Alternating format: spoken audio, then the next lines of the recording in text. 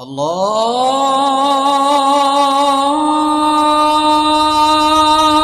আকবার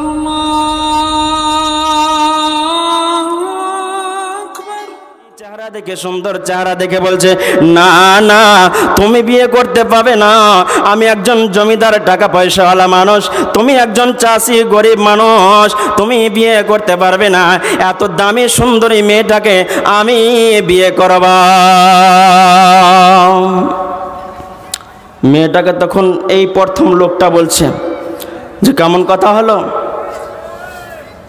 কেমন কথা হলো, ওই বিয়ে করতে চাইছে। তখন ছেলেটা বলছে, তুমি তো আমাকে নিয়ে এলে যে আমি বিয়ে করব, চলো ওই জায়গাতে। এবার ফায়সালা হবে কি করে?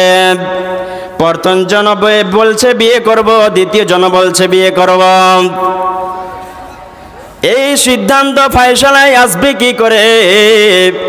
মেয়েটা বলছে, ওরে শোনো, তোমরা দুইজন যখন দাবিদার আমাকে বিয়ে করতে চাইছো, আমি আমার একটা বক্তব্য আছে, বক্তব্যটা হচ্ছে আমি সামনে দৌড়াবো আর তোমরা পিছনে পিছনে দৌড় দেবে, যে লোকটা আমাকে ধরতে পারবে তার সঙ্গে আমার বিবাহ হবে, সেই লোকটা আমাকে বিয়ে করবে।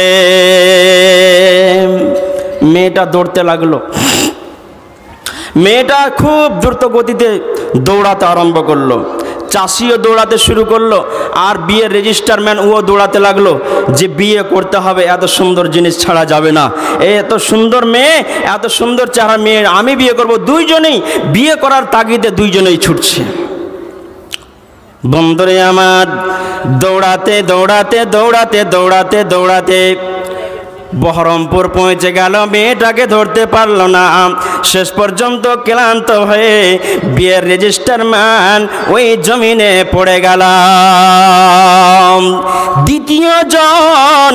দ্বিতীয় জন চাষি বলছে, ও বোন শোনো, আর তো কোনো কেউ নাই, তুমি বলেছিলে যে কথা যে আমাকে যে ধরতে পারবে সে বিয়ে করবে, অতএব দ্বিতীয় পক্ষ কোনো নাই, মেরে তুমি আমাকে বিয়ে করে নাও।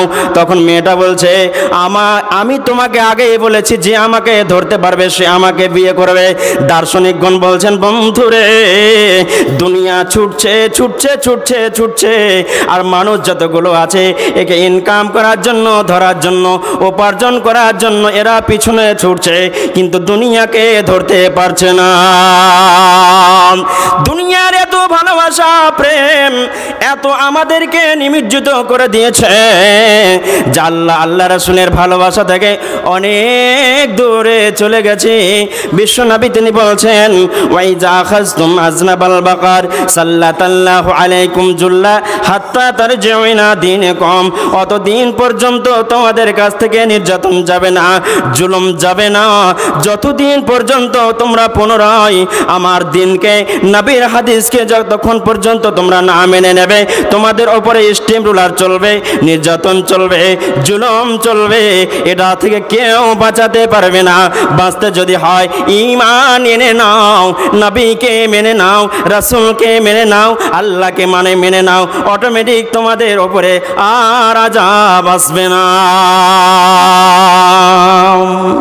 বন্ধু, আমি বলছিলাম বিশ্বনবীর একটা ওসিয়ত কি, যে তোমরা কি করো, সুস্থতাটাকে, এই যে আপনি জীবন পেয়েছি, আমার কোনো অসুখ নাই, এই সময়টাকে খুবই মূল্যবান মনে করো। বলে কি করে মূল্যবান মনে করব? একটা পত্রিকায় পড়েছিলাম, সেই পত্রিকাটার নাম হচ্ছে আহলে হাদিস পত্রিকা। এক ভদ্রলোকের সাক্ষাৎকার দিয়েছে। বন্ধুরে, সুস্থ মানুষের কত দাম, আর অসুস্থতা হয়ে গেলে কেমন জীবনে আপনার সন্ধিক্ষণ আছে, সময় আছে। একটা মানুষের অক্সিজেনের প্রয়োজন আছে, অক্সিজেন সে শ্বাস প্রশ্বাস নিতে পারছে না, হসপিটালে ভর্তি করা হয়েছে, 24 ঘন্টার বিল এলো 10,000 টাকা। হসপিটালে রাখা হয়েছে, আর বিল এলো 10,000 টাকা। রোগীর সামনে ফেলে দেওয়া হয়েছে বিলটা ধরার পরে লোকটা হাউমাউ করে কাঁদতে আরম্ভ করেছে। ছেলেরাও সব জমিদার চাকরিজীবী, খুব বড় লোক মানুষ, খুব মোটা ইনকাম করে। ছেলেরা বাবাকে মাথায় হাত দিয়ে গায়ে হাত দিয়ে বাবাকে বলছে, বাবা আপনি টেনশন কেন করছেন, চিন্তা কেন করছেন, আমরা তো আছি, 10,000 কেন 10 লক্ষ টাকা হতে গেলে আপনার বিল আমরা মিটিয়ে দেব। যে কথাটি এবার বলছেন বাবা, এবার বলছে, বেটা রে তুমি আমার 10,000 বিলটা তুমি মিটিয়ে দেবে, এর জন্য আমি কান্না করছি না। 24 ঘন্টার বিল যেটা এসেছে 10,000 টাকা, এটা বড় মামলা নয়, বড় বিষয় নয়, এর জন্য আমি কাঁদছি না, এটা আমার টেনশন হচ্ছে না। একটা দিনের যদি বিল 24,000 টাকা হয় বা 10,000 টাকা হয়, যে আল্লাহ প্রতিদিন আমাকে অক্সিজেন দিচ্ছে, যে আল্লাহ আজ থেকে শুরু আপনার মায়ের পেট থেকে শুরু করে এখন অবধি আমার বয়স, এই চাওয়ালা এই কি ব্যাপার তোর, হ্যাঁ ব্যবসা করার জায়গা পায় না, ঠিক আছে সভাপতি সাহেব, হ্যাঁ ভাগা এখান থেকে, ব্যবসা করার জায়গা পায় না।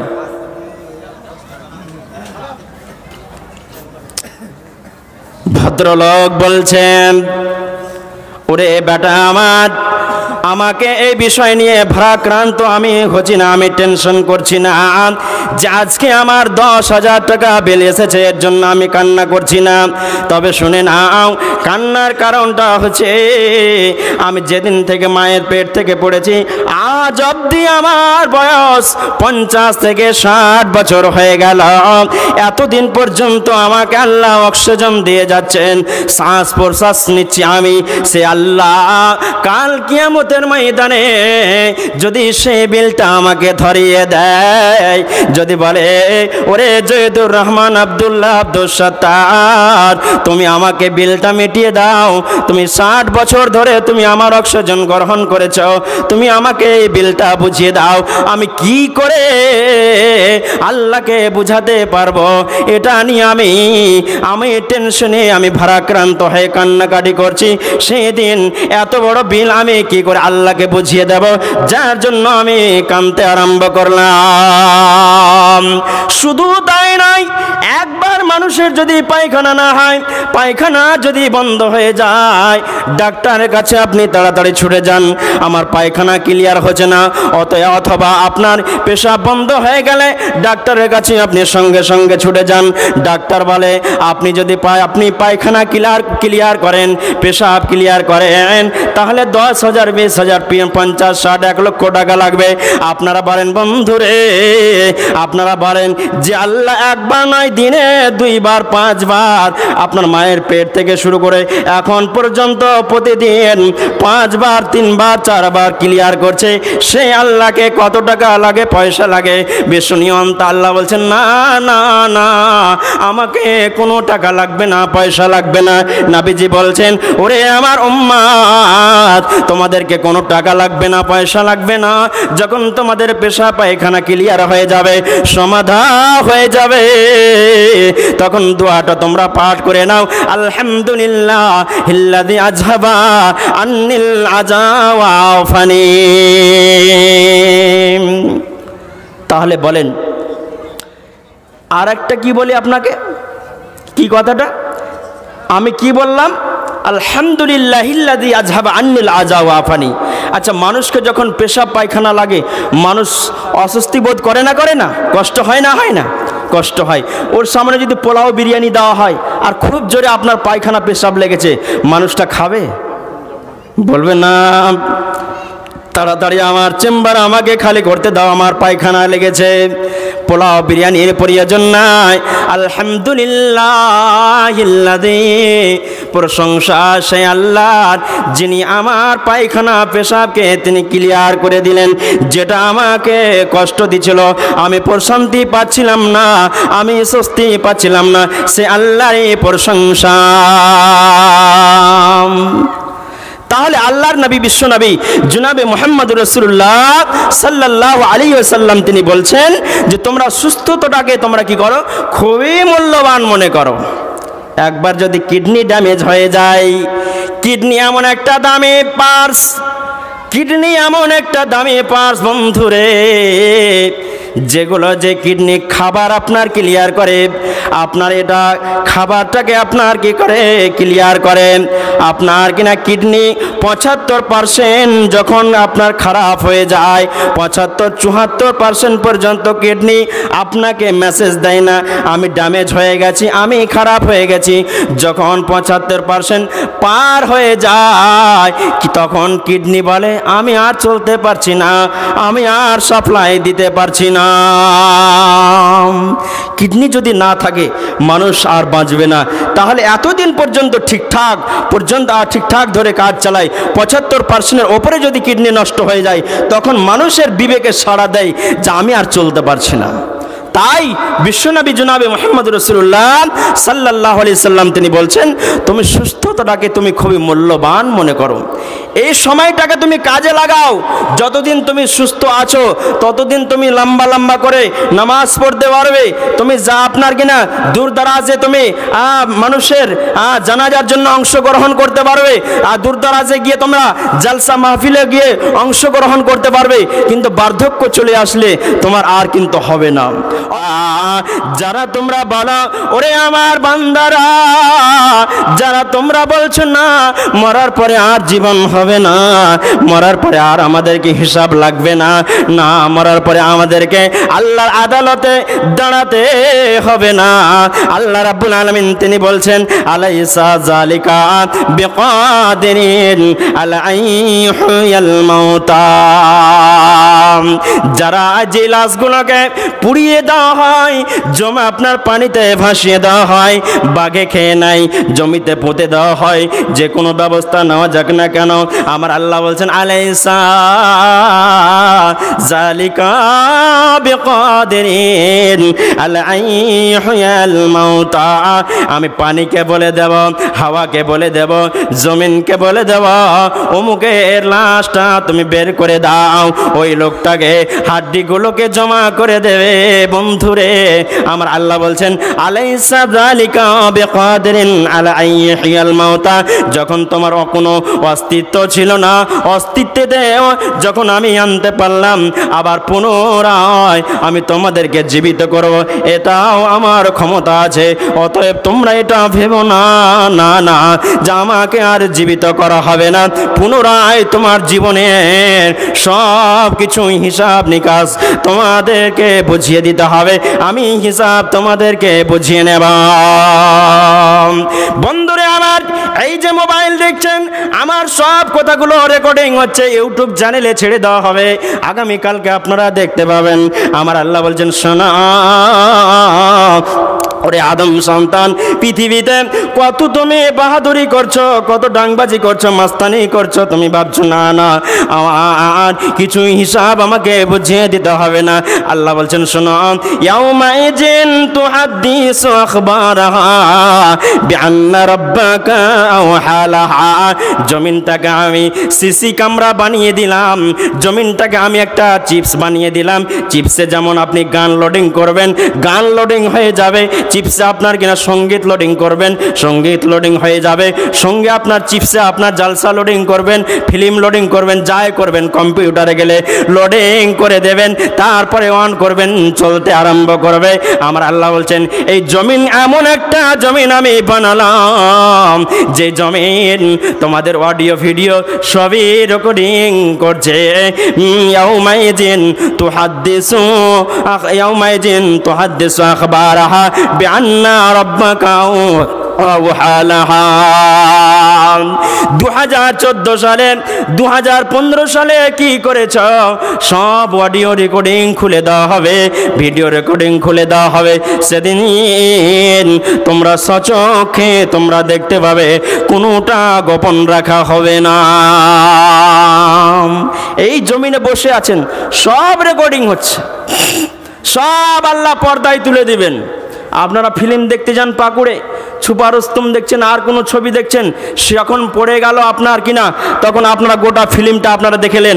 আপনার জীবনে যা করেছেন এই জমিন অডিও ভিডিও সবই রেকর্ডিং হচ্ছে, এগুলো সব আল্লাহ পাক সুবহানাহু ওয়া তাআলা কাল কিয়ামতের ময়দানে আপনার প্রকাশ করে দেবে।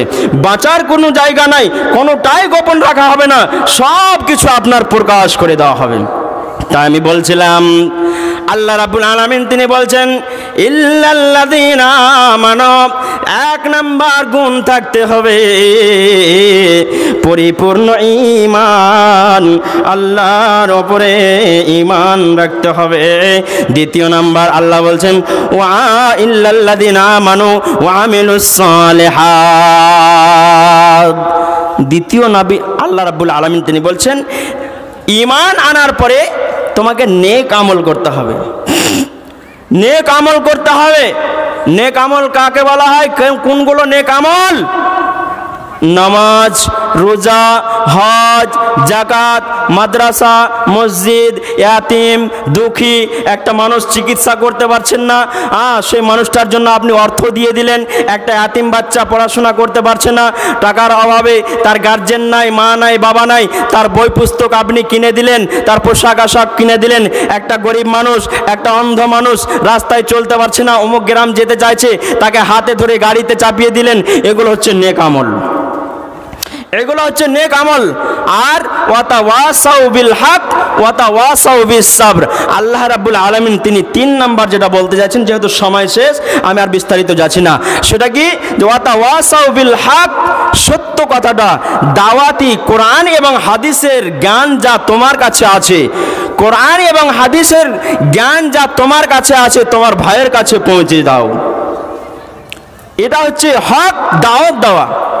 যদি কোনো মানুষ মায়ের পেট থেকে ইমানদার হয়ে যেত আর নিজে নিজে ইমান, নামাজ, রোজা পড়েই যদি জান্নাতে যাওয়া যদি যথেষ্ট হয়ে যেত, কোরআন এবং হাদিস পড়ে নামাজ, রোজা, হজ করেই যদি জান্নাতে যাওয়া যথেষ্ট হতো, তাহলে সাহাবারা নিজের স্ত্রীদেরকে বিধবা বানাতেন না, নিজের ছেলে মেয়েদেরকে আতিম বানাতেন না, এক দেশ থেকে আর এক দেশ চলে যেতেন না। এই দাওয়াতি প্রোগ্রাম কোরআন এবং হাদিসের বাণীকে পৌঁছানোর জন্য যে না আমাকে একা ইমানদার হয়ে থাকলে হবে না, আমি জান্নাত ভোগ করব আর আমার অমুসলিম ভাইরা নরকে যাবে, এটা যদি আল্লাহ আমাকে শোকজ করে দেয়, আল্লাহর আদালতে ওরা যদি কাঠগড়াই প্রশ্ন করে দেয়, তাহলে আমি কি জবাব দেব? যেটা আমি বলতে চাইছিলাম, সাহাবায়ে কেরামরা তারা বলিদান দিতেন না, নিজের জীবনকে বিলিয়ে দিতেন না, নিজের জীবনকে উৎসর্গ করে দিতেন না, নিজের বিবিকে, সন্ততিদেরকে তারা এতিম বানাতেন না। হক দাওয়াতকে পৌঁছানোর জন্য সমুদ্র পার করে নিজের জীবনকে বাজি রেখে, নিজের জীবনকে কুরবানি করে এই কোরআনের বাণীকে তারা দিকে দিকে এদিকে আনাচে কোনাচে তিনারা পৌঁছে দিয়েছেন। সেই আমি যে কথাটা বলছিলাম, যে আমি যা জানি আপনি যা জানেন, সেই কথাটা আপনার ভাইকে, আপনার বন্ধুকে, আপনার প্রতিবেশীকে আপনি জানিয়ে দিয়েন। নাম্বার 4, ওয়াতাওয়াসাউ বিস সাবর। বালা মুসিবত আসতে গেলে, অসুখ বিসুখ হতে গেলে আপনাকে বিশ্ব নিয়ন্তা আল্লাহ সুবহানাহু ওয়া তাআলা তিনি বলছেন মুমিনের আরেকটা গুণ থাকবে, 4টা গুণের মধ্যে আরেকটা থাকবে, সেটা কি? যে ও কি বিপদ আপদে সে ধৈর্য ধারণ করবে। সুগার হয়েছে, ক্যান্সার হয়েছে, দীর্ঘদিন থেকে অসুখে ভুগছে, চলতে পারছে না, আজ 5 বছর থেকে বিছানায় শয্যাশায়ী হয়ে আছে, মানুষের মুখ দেখতে পেছে না, তো সে আক্ষেপ করে বলেই ফেললো কি কথাটা, যে আল্লাহ তুমি আমার মরণ নিয়ে নাও, আর এই ঠেলা, এই জ্বালা আমার কাছে আর সহ্য হচ্ছে না, আমার আর সহ্য হচ্ছে না, আল্লাহ তুমি আমার মরণ নিয়ে নাও, আমার বাঁচতে ইচ্ছা হচ্ছে না, আজ আমি 4 বছর থেকে বিছানায় অসুখে আমি পড়ে আছি, আমি আর এই জ্বালা আমি সহ্য করতে পারছি না, আল্লাহ তুমি আমার মরণ নিয়ে নাও। এই কথাটা বলা যাবে না, ধৈর্য ধারণ করতে হবে। কি বলে? আল্লাহ তুমি যেটা চেয়েছো আমার মঙ্গলের জন্যই চেয়েছো। আজ 5 বছর থেকে আমি বিছানায় শয্যাশায়ী হয়ে আছি, ক্যান্সার হয়েছে, সুগার হয়েছে, টিউমার হয়েছে, আপনার কিনা আর কোনো ব্যাধি আমাকে হয়েছে, যা তুমি আমাকে দিয়েছো সব কিছুই তুমি ভালো বুঝেই আমাকে দিয়েছো, আমার মঙ্গলের জন্যই তুমি দিয়েছো। আল্লাহ আমি এতেই সন্তুষ্ট। আমাকে যদি বিছানায় যুগ যুগ ধরে বাছো আপনার 10 বছর 20 বছর পড়ে থাকতে হয়, তারপরেও আমি এটাকে কবুল করে নিলাম, এতেই আমি সন্তুষ্ট। তাই আল্লাহ রাব্বুল আলামিন তিনি বলছেন ওয়াতাওয়াসাউ বিল হক ওয়াতাওয়াসাউ বিস সাবরে। বালা মুসিবত যখন আসবে, অসুখ বিসুখ যখন তার সামনে আসবে, তার কাছে আসবে, তখন সে ধৈর্য ধারণ করবে। তাই আল্লাহ রাব্বুল আলামিন তিনি এই সূরা আসরের মধ্যে এই 4টি কথা বলছেন: ঈমান, নেক আমল এবং সত্য কথা, এক কথায় কোরআন এবং হাদিসের কথা মানুষের কাছে পৌঁছে দেওয়া, আর নাম্বার 4 বিপদ আপদ হলে ধৈর্য ধারণ করা। যার মধ্যে এই 4টা গুণ থাকবে, আল্লাহ রাব্বুল আলামিন তিনি বলছেন পৃথিবীর সমস্ত মানুষ ক্ষতিগ্রস্তের মধ্যে, কিন্তু ওরা নয়। ইল্লা শব্দ ব্যবহার করে আল্লাহ রাব্বুল আলামিন বুঝিয়ে দিতে চাইছেন কারাকে, যার মধ্যে এই 4টা গুণ মনে করেন আপনার মধ্যে আছে, আপনি ক্ষতিগ্রস্ত নয়, আপনি বরবাদ হননি, আপনি ধ্বংসের দিকে চলে যাননি। যাই হোক, সূরা আসরে তাফসীর করতে গেলে অনেক সময়ের দরকার। সময় আমার হয়ে গেছে। হ্যাঁ, পরবর্তী আর 4-5 মিনিট চালাবো। আচ্ছা, পরবর্তী বক্তা আসছেন, আপনারা ধৈর্য ধারণ করুন। একজন দিনাজপুর থেকে, একজন কিশনগঞ্জ থেকে আসছে। যাই হোক, কথাটা হচ্ছে এই যে আল্লাহ রাব্বুল আলামিন তিনি আমাদেরকে বলছেন ওয়াতাওয়াসাউ বিল হক ওয়াতাওয়াসাউ বিস সাবর। আমরা কিন্তু বিপদ আসতে গেলে আমরা ছেড়ে দিই নাকি না, কারি আব্দুল জব্বার সাহেবকে নিয়ে আসুন। जिन्हें पाठिয়েছি 10 মিনিট আগে, কারি আব্দুল জব্বার সাহেবকে নিয়ে আসুন। বন্ধুরে আমার, তা আমি বলছিলাম সেটা কি, আর একটা আমি আপনাদেরকে কথা বলবো। আল্লাহ রাব্বুল আলামিন 4টি কথা বলছেন ঈমান, কিন্তু আজ আমাদের কি পরিপূর্ণ ঈমান আমাদের আছে? আজ মসজিদ আজান হচ্ছে, আল্লাহু আকবার আল্লাহু আকবার, মসজিদে মিনার থেকে ধ্বনি বাজছে, আজান হয়েছে, তার মানে আপনাকে ডাকছে। মসজিদে আজান হচ্ছে, কিন্তু আপনি চায়ের দোকানে বসে বসে আড্ডা মারছেন। চায়ের দোকানে বসে বসে আড্ডা মারছেন, তাস পিটাচ্ছেন, আর কিছু আপনি করছেন। এই ধ্বনি আপনার কাজে লাগছে না, আপনার বিবেকে সাড়া দিচ্ছে না, তাহলে আপনার পরিপূর্ণ ঈমান কি করে হলো? মুসলমান নামটা রাখলে কি জান্নাত পাওয়া যায়? যার কারণে আজ আমাদের পরিপূর্ণ ঈমান নাই বলে তো আমাদের এই হালাত। প্রকৃতভাবে আমরা আল্লাহকে ডাকতে পারিনি, পরিপূর্ণ আমরা ঈমানদার হতে পারিনি। বিশ্বনবী জনাবে মুহাম্মদ রাসূলুল্লাহ সাল্লাল্লাহু আলাইহি সাল্লাম তিনি জঙ্গে বদরে 2টি হাত উঠিয়ে বাবুরের গাছের ওপরে একটা চাদর টেঙে দিয়ে তিনি বলেছিলেন, আল্লাহুম্মা ইনতাহালিকা হাযিহিল ইসাবা লাম তুবাদ ফীহি আবাদা। হে আল্লাহ, মুষ্টিময় কিছু লোককে নিয়ে তোমার দ্বীন প্রচার করার জন্য, তোমার কালেমার পতাকা উড্ডীন করার জন্য, তোমার বাণী যেন পৃথিবীতে বহাল থাকে, কোরআন এবং হাদিস যেন টিকে থাকে, এর জন্য কিছু মুষ্টিময় লোক, 313 জন লোককে নিয়ে আমি এসেছি যুদ্ধ করার জন্য। অতএব আল্লাহ, তুমি এই আমার সাথী সঙ্গীগুলোকে যদি তুমি মেরে দাও, ওদের হাতে যদি পরাস্ত করে দাও, আমাদেরকে যদি হারিয়ে দাও, এই আমার লোকগুলো, আমার ছাত্রগুলো, আমার সাথী সঙ্গীগুলোকে ওদের হাতে যদি তুমি মেরে দাও, তাহলে লাম তুবাদ ফিহা আবাদা, এই জমিনে আর তোমার কেউ ইবাদত করনেওয়ালা হবে না, আর কেউ তোমাকে ডাকনেওয়ালা আর কেউ থাকবে না। তোমার মিনারে কে আজান দেবে, তোমার মসজিদে কে আজান দেবে, তোমার কোরআন কে তেলাওয়াত করবে, স্টেজে তোমার কে বক্তব্য রাখবে। অতএব তোমাকে আমি সঁপে দিলাম, তোমাকে ভেড়ে দিলাম, তুমি এবার তোমার যেটা ইচ্ছা সেটাই করো।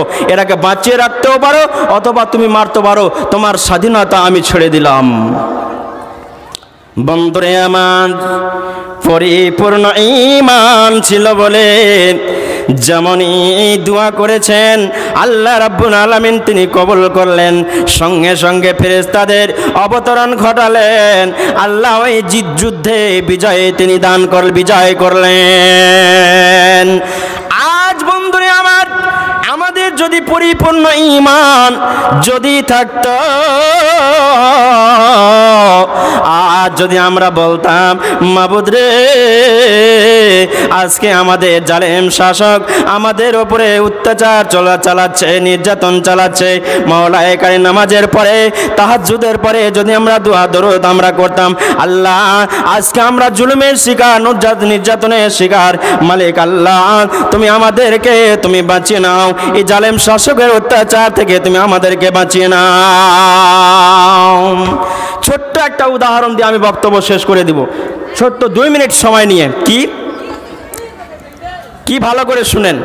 একটা বাঘ না একটা আপনার গাভী জমিনের ওপরে চড়ছে, একটা গাভী জমিনে চড়ছে, খুব ঘাস হয়ে আছে, মালিক ছেড়ে দিয়েছে তাকে, কোনো আশপাশে কোনো ফসল নাই, চড়াই করছে, করতে করতে করতে করতে মোটামুটি যখন বৈকাল 3টা বা 4টা হয়েছে, তখন বাঘে জঙ্গল থেকে হুঙ্কার ছেড়েছে। বাঘের যা গর্জন, জোরে করে হুঙ্কার ছেড়েছে। যেমনই হুঙ্কার ছাড়া গাভীটা এবার দৌড়াতে লেগেছে, বাঁচার তাগিদে, বাঁচার জন্য এবার দৌড়াতে আরম্ভ করেছে। দৌড়াতে দৌড়াতে দৌড়াতে দৌড়াতে কোনো জায়গা না পেয়ে বাঁচবো কি করে, ঝাঁপ দিবি তো দে, একটা আপনার পুকুরে গিয়ে ঝাঁপ দিয়েছে, আমাকে বাঁচতে হবে। ঝাঁপ দিয়েছে তো ওই পুকুরে কোনো পানি নাই, সব কাদাময় হয়ে আছে। আর এদিকে পিছন থেকে বাঘও দৌড়াতে দৌড়াতে এই গাভীটাকে খাওয়ার জন্য, আমি 2 দিন থেকে 5 দিন থেকে অনাহারে আছি, আমার কোনো খাবার হয়নি, আমাকে খেতে হবে, আহার করতে হবে বলে এও দৌড়াতে দৌড়াতে গিয়ে এও ঝাঁপ দিয়েছে, দিয়ে কাদায় পড়ে গেছে। 2 জনে কাদায় পড়ে লটাপটি করছে। বাঘ এবার তখন গাভীটাকে বলছে, হবে তুই আলি তো এই জায়গায় কেন আলি, না হলে তুমি যদি শুকনো জায়গায় থাকতে তাহলে তোমাকে একটু কুড়মুড় করে খেতাম, আর তো কিছু না, তো এমন জায়গায় তুমি এলে যে এখান থেকে তুমিও মরবে শুকিয়ে শুকিয়ে, আমিও মরবো। গাভী এবার বলছে, ওরে বাঘ, আমার মালিক আছে, আমাকে সন্ধ্যাবেলায় আমার মালিক এসে আমাকে নিয়ে চলে যাবে, তোমার মালিক আছে না নাই? বাঘ বলছে, আমার আবার মালিক কে থাকবে, আমার আবার রব কে থাকবে? আমি তো জঙ্গলের রাজা, আমি জঙ্গলের মাস্তান, আমি জঙ্গলের ডন, আমার আবার কে মালিক থাকবে? আমি তো হলাম রাজা, আমি হলাম মাস্তান, আমার কোনো মালিক নাই। বন্ধুরে আমার, সন্ধ্যাবেলা লেগে গেল, মালিক এসে গাভীকে উঠিয়ে নিয়ে চলে গেল। উঠিয়ে যখন পুকুরের পাড়ে রাখা হয়েছে, গাভী এবার বলছে, বাঘ তুমি এতক্ষণ পর্যন্ত অহংকার তুমি করছিলে যে কি, যে আমাকে আবার কে আবার মালিক থাকবে? তোমাকে আমি বলেছিলাম আমার মালিক আছে, আমাকে উঠিয়ে নিয়ে যাবে, আমার হাত পা ধুইয়ে দেবে, আমার খাবারের ব্যবস্থা করে দেবে, কিন্তু বাঘ দেখো তুমি এমন জায়গায় পড়ে আছো, তোমাকে কেউ বাঁচাবে না। বন্ধুরে, মালিককে সঙ্গে করে নাও। যত জুলুম এসেছে, যত অত্যাচার চলছে, আজকে বাঘ বসে আছে, সেই জুলুম অত্যাচার মুসলমানদের যত চলছে, এরা যদি মালিককে সঙ্গে করে যদি জীবন যাপন করে, আপনাকে হয়রান হতে হবে না। আল্লাহ রাব্বুল আলামিন বলছেন, ইন তানসুরুল্লাহ ইয়ানসুরকুম, আল্লাহ আমাকে সাহায্য করবেন, আমাকে বিপদ আপদ থেকে বাঁচিয়ে নেবেন। আর যদি বাঘের মতো 2 নাম্বারই জিন্দেগি হয়, কুলাঙ্গারি যদি হয়, ডাংবাজি হয়, মিথ্যা হয়, ধোঁকাবাজি হয়, তাহলে আমাকে কেউ বাঁচাবে না, আমার নির্যাতন চলতে থাকবে।